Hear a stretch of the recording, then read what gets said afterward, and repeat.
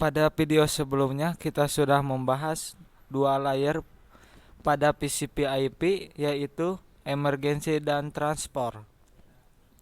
Selanjutnya pada video kali ini kita akan membahas tentang network dan layer. Jika teman-teman ingat pada episode tadi ada banyak sekali, ada SNTP, ada POP3, SSH dan lain-lain. Kemudian di transport layer itu ada dua, yaitu di DCP dan UTP.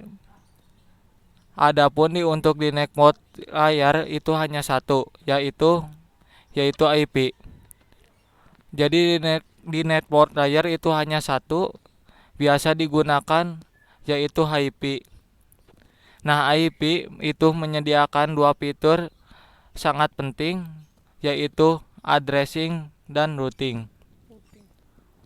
Nah, teman-teman ingat di video sebelumnya saya sudah menjelaskan tentang IP address, bahwa IP address itu komputer pada jaringan komputer. Jadi agar bisa saling berkomunikasi pada setiap komputer itu membutuhkan IP address. Itu merupakan suatu address yang sangat penting untuk digunakan. Nah, sebenarnya untuk IP address itu mempunyai dua versi, IP versi 4 dan IP versi 6. Nah, untuk saat ini kita harus fokus pada IP versi 4 terlebih dahulu. Selanjutnya kita akan mempelajari tentang fitur yang telah diberikan oleh TCP, yaitu addressing dan routing. Pertama kita bahas tentang addressing terlebih dahulu.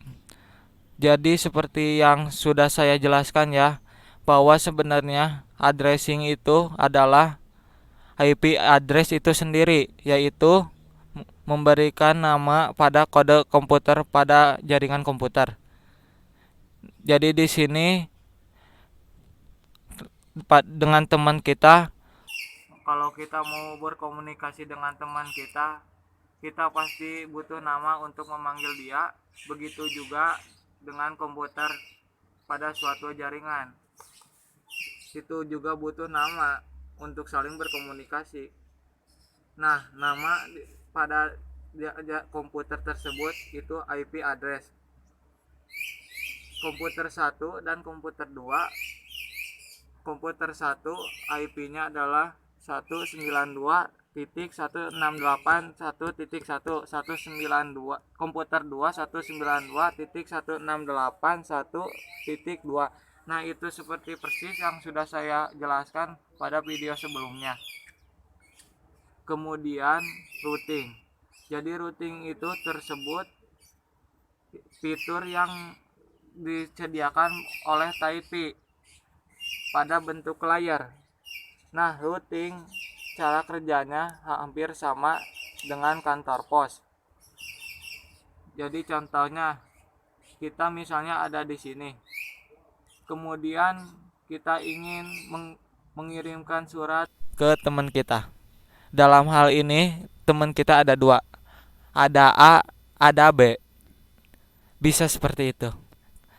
Kemudian kita ingin mengirimkan surat ke teman kita tersebut. Ada surat yang ditunjukkan ke A, ada surat yang ditunjukkan ke B. Nah, ketika kita mengirim surat tersebut seperti itu, maka kita akan menaruh surat tersebut di kotak pos di dekat rumah. Nah, nanti akan ada tukang pos yang akan mengambil surat tersebut. Selanjutnya surat tersebut akan dibawa ke kantor pos terdekat. Seperti itu kan ya. Jadi sekali lagi, ketika kita menulis surat tersebut akan kita taruh di dekat pos terdekat, di dekat rumah kita. Kemudian suatu saat akan ada tukang pos yang mengambil surat tersebut dan mengirimnya ke kantor pos.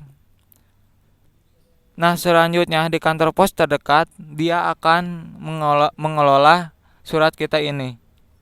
Dia akan melihat surat kita ini ditunjukkan kepada siapa. Nah, surat tersebut ada yang ditunjukkan ke A dan ada yang ke B. Selanjutnya, kantor pos akan menunjukkan jalan terbuka untuk mencapai tujuan tersebut. Contohnya, kita bisa melihat surat tersebut ada A, ada B.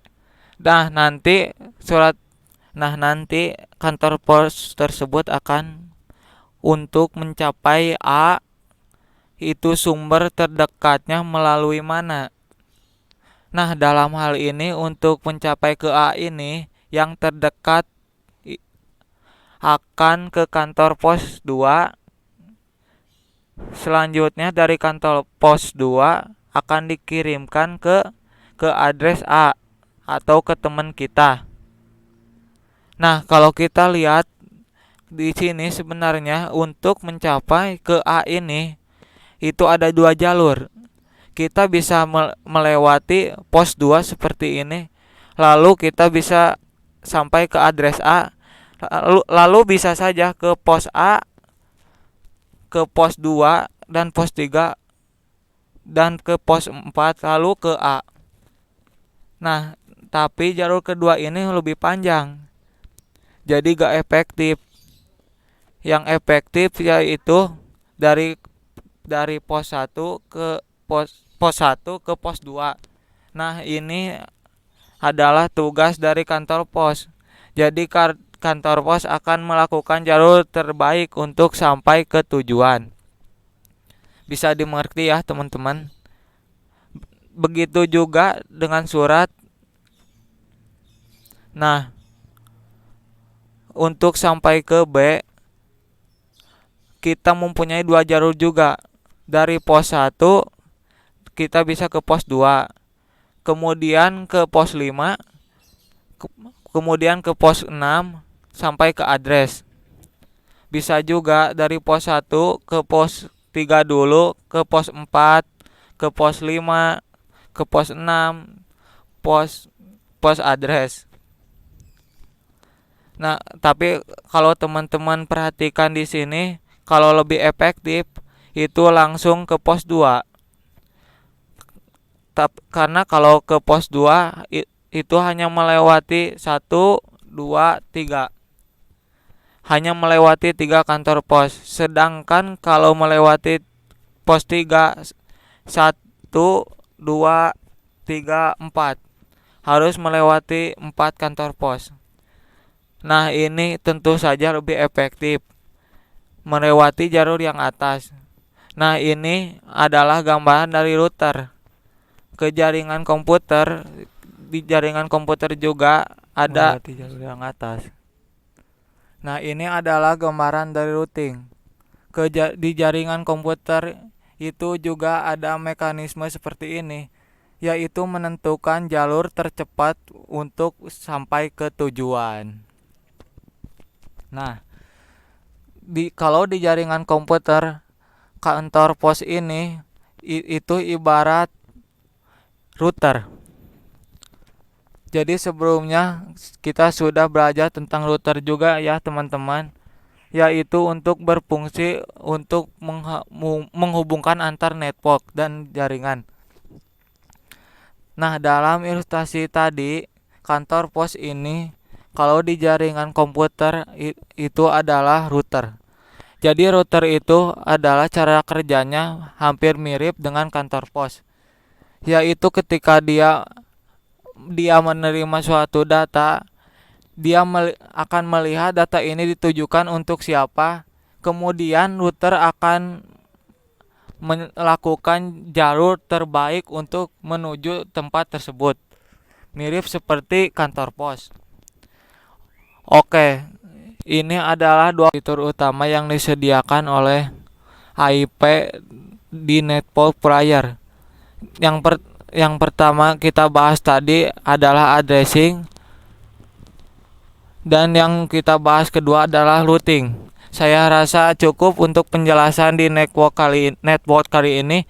Pada video berikut kita akan membahas dua layar terakhir sekaligus, yaitu bisikan layar data dan data link layar. Sampai jumpa di video berikutnya.